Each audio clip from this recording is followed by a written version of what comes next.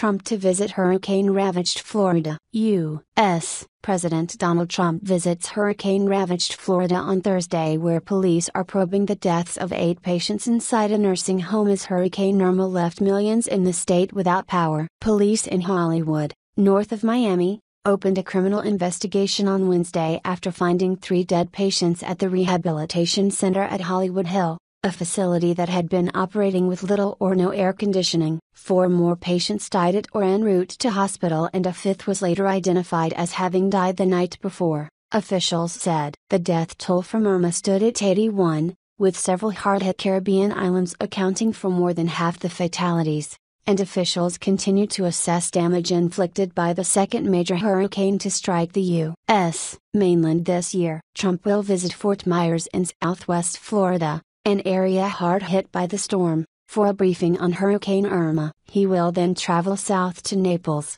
Florida to meet with residents tackling the aftermath of storm, the White House said in a statement. The devastation left by Hurricane Irma was far greater, at least in certain locations, than anyone thought, but amazing people working hard, the president said in a tweet on Tuesday. One of the most powerful Atlantic storms on record, Irma bore down on the Caribbean with devastating force as it raked the northern shore of Cuba last week. It barreled into the Florida Keys island chain on Sunday, packing sustained winds of up to 130 miles per hour, 215 kilometers per hour, before plowing up the Gulf Coast of the state and dissipating. In addition to severe flooding across Florida and extensive property damage in the Keys, residents faced widespread power outages that initially plunged more than half the state into darkness. Some 4.3 million homes and businesses were still without power on Wednesday in Florida and neighboring states. About 150 of the Florida's nearly 700 nursing facilities were without electricity as of Wednesday morning,